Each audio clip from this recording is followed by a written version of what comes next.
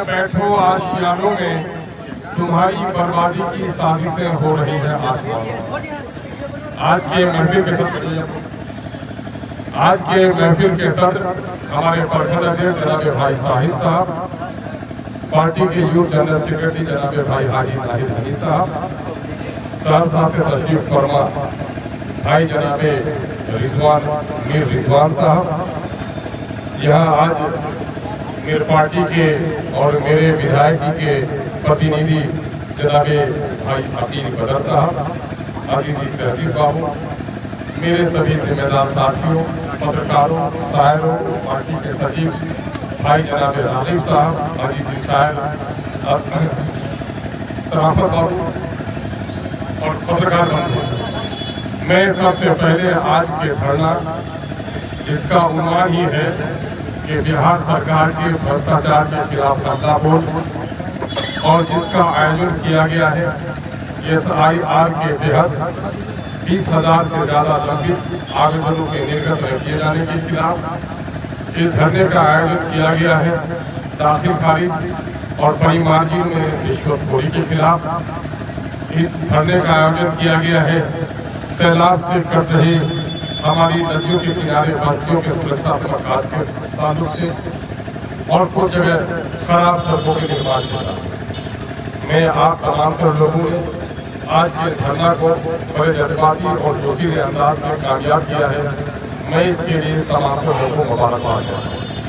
मेरे भाइयों, ये दुनिया आलम असबाब है और अल्लाह तबारक व तआला ने अपनी किताब मुक़द्दस में कह दी है, जिसका शायराना मफहूम लोगों ने लगाया है, खुदा ने आज तक उस कौम की हालत नहीं बदली, न हो जिसको ख्याल आप अपनी हालत के बदल गए।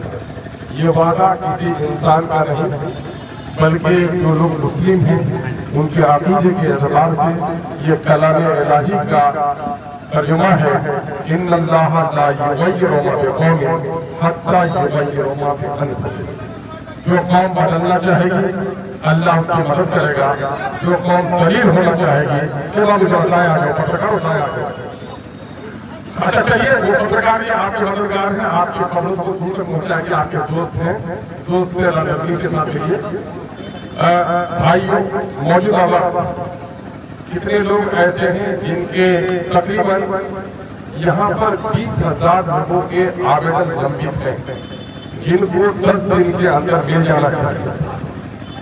यहाँ पर हम लोग धरना कर रहे हैं तो पदाधिकारियों के पेट में ऐंठन हो रही है।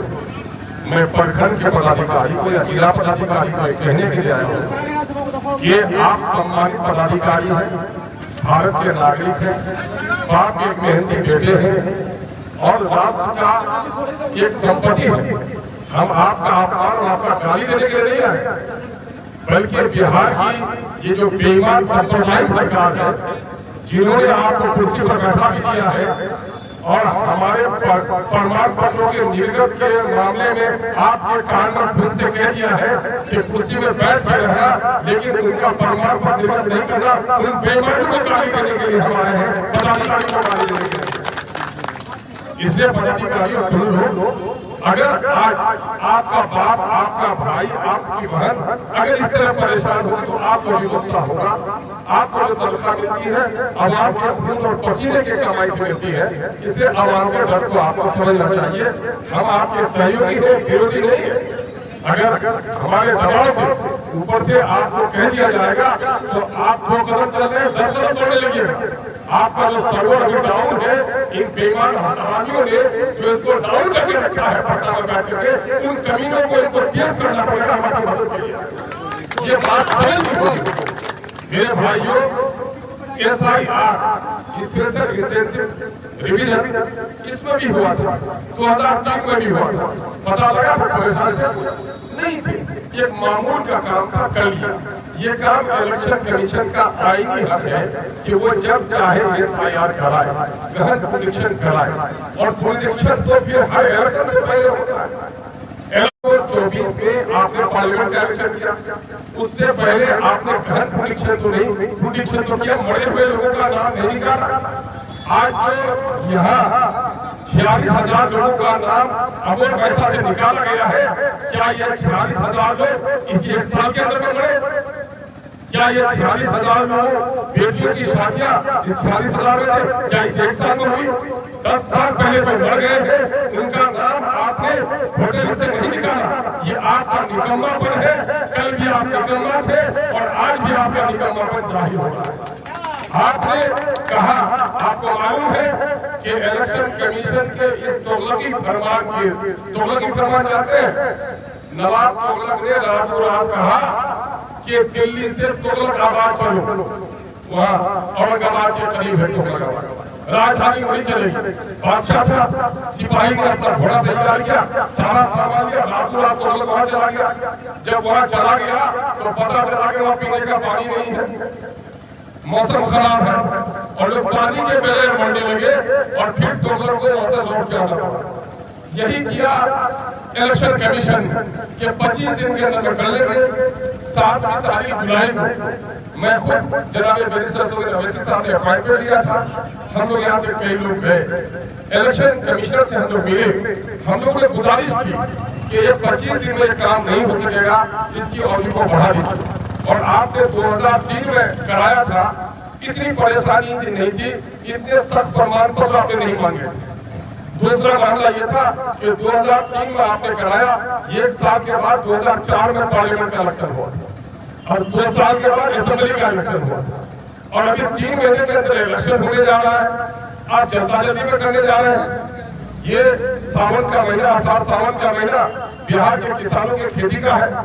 बिहार के मजदूरों का, गरीब मजदूरों की बड़ी तादाद है जो पंजाब और हरियाणा रोपा काटने के लिए चला गया है।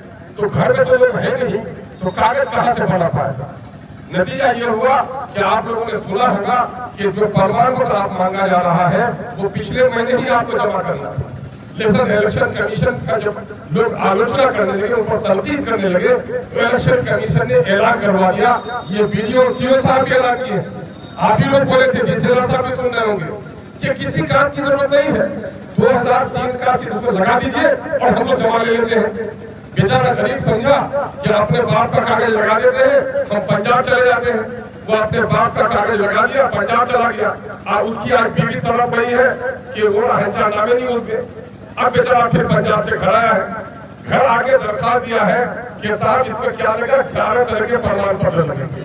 उसमें सरकारी नौकरी है, सरकारी जमीन मिली है, सरकारी आवंटन मिला हो, अर्ध सरकारी कहीं आप काम कर रहे हो, आपके नाम से क्या पासपोर्ट हो, आपके नाम से जन्म प्रमाण पत्र हो, आपके नाम से जो बोर्ड की डिग्री हो। तो बताइए यहाँ पर कितने पढ़े लिखे लोग हैं? हमारे डीएम को, हमारे पदाधिकारियों को समझना चाहिए, आप जहाँ आए हैं सेवक बन करके, आप दुनिया का इतिहास पढ़िए। बिहार में सबसे गरीब इलाका सीमांचल का, और उस सीमांचल में सबसे गरीब, सबसे परेशान, सैलाब से, तूफान से परेशान उस इलाके का नाम अमोर वैसा है। यहाँ सबसे गरीब लोग हैं, सबसे ज्यादा मजदूर पलायन किए हुए हैं।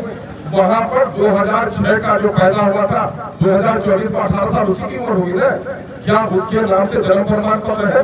अरे जन्म प्रमाण पत्र तो आज 6 महीने में आप ऑफिस में नहीं बना पा रहे हैं, तो 2006 में कहाँ से बन सकता था? तो मेरे भाइयों, आपको मैं बता दूं, पूरे बिहार की जो रिपोर्ट आई है वो ये है कि बिहार में सिर्फ 14% लोग ऐसे हैं जिनके नाम से जन्म प्रमाण पत्र है। 16% लोग 2006 में, और 14% लोग ऐसे हैं जिन लोगों के पास वोट का सर्टिफिकेट है। 2% लोगों के नाम पासपोर्ट है। कितना हो गया? 32। ये तो बिहार में है, जहाँ आरा, छपरा, सीवान में लोगों को बहुत पढ़ाई लिखाई है। यहाँ अगर देखेगा तो 20% लोगों से ज्यादा उसके पास एक आदत नहीं है। या 80% लोगों का मामला है कि उनका मामला है कि आवास प्रमाण पत्र दिया जाए, उनके नाम से पारिवारिक सूची जारी की जाए, उनके नाम से वंशावली बनाई जाए। और जब ये बनाने का काम शुरू हुआ तो बीजेपी के महान नेता जो सम्राट चौधरी साहब है, उनको लगा कि साहब सारा बांग्लादेशी बना रहा है। सम्राट चौधरी जी को मैंने कहा असेंबली में, सम्राट चौधरी जी, हमारी दाढ़ी टोपी देखकर हम बांग्लादेशी नजर आते हैं। आज जब मुल्क का बंटवारा होता तो मेरे बाप दादा पलटी मारते तो पाकिस्तान में चले जाते। अगर टुकड़ा होने से हिंदुस्तान को आसाम से किसी ने बचाया है तो हमारे बाप दादा ने बचाने का काम किया तुम्हारे पास। और आज हम ही हमी से रंगे गुलिस्ता, हमी से रंगे चलन और हमी को नज़्म गुलिस्ता पे अख्तियार नहीं। ये बेईमान लोग आज हमको बर्बाद करना चाह रहे हैं। ये शरारत उनकी है। इलेक्शन कमीशन ऑफ इंडिया को सुप्रीम कोर्ट में केस किए हैं 5-7 लोगों ने, उसमें से आपका खादिम अख्तर उल ईमान भी केस किया है और उस केस में जो लोग केस किए हैं उन लोगों का नाम बिहार के वोटर लिस्ट पर नहीं है और केस करने वालों में मैं वाहिद आदमी हूं जिसका बिहार के वोटर लिस्ट पर नाम है। सुप्रीम कोर्ट में जब बहस हुई कि साहब ये लोग तो केस किए हैं, ये लोग तो बिहार के वोटर ही नहीं है, तो हमारे वकील जिसको बैरिस्टर अशोक नबी साहब ने हायर किया है निजाम पासा साहब ने कहा साहब कि मेरा पिटिशनर सिर्फ वोटर ही नहीं है, बिहार की असेंबली का मेंबर भी है, तो वो दूसरा होकर चुप हो गया। मेरे भाई सुप्रीम कोर्ट ने कहा इलेक्शन कमीशन ऑफ इंडिया को कि आप आधार कार्ड ले लो, ईपिक ले लो, राशन कार्ड ले लो। इलेक्शन कमीशन ने कोई मसला नहीं माना, लेकिन हमारा सीओ, हमारा बीडीओ, हमारा डीसीआर, हमारा एसडीओ कहता है कि नहीं आपका वो भी काम चल जाएगा। अभी एक वीडियो का मेरे पास मोबाइल रिकॉर्ड है जो बीएलओ को समझा रहा है, अरे ये सब कागज से भी काम चला लो। तो मैं ये पूछना चाहता हूँ इलेक्शन कमीशन ऑफ इंडिया से, मैं पूछना चाहता हूँ भाजपा की सरकार से कि जरा शर्म करो कि इलेक्शन कमिश्नर बड़ा है या वीडियो बड़ा है। वीडियो कर रहा है कि राशन कार्ड और इससे भी काम चल जाएगा और इलेक्शन कमीशन कर रहा है कि काम नहीं चलेगा और सुप्रीम कोर्ट के ऑर्डर को नहीं माना जाएगा। ये जो विरोधाभास है, अभी हम मिले थे 6 तारीख को डीएम साहब से, मैं यहाँ पंचायत समिति की बैठक में भी था। ये बात बताइए, ये मामला जो नाम कटा है या जिसको प्रमाण पत्र नहीं मिला है, क्या वो सब लोग एमआईएम का है? क्या वो राजद का नहीं है? कांग्रेस के लोगों को प्रमाण पत्र मिल गया है, भाजपा के लोगों को मिल गया है और आप जो नुमाइंदा चुने हैं क्या सिर्फ अख्तर उल ईमान आपका खादिम है? हमारे मुखिया जी को लड़ाई में नहीं आना चाहिए? हमारे प्रमुख साहब को नहीं आना चाहिए? क्या हमारे समिति साहब को लड़ाई नहीं लड़नी चाहिए? क्या हमारे एमपी साहब को लड़ाई नहीं लड़नी चाहिए?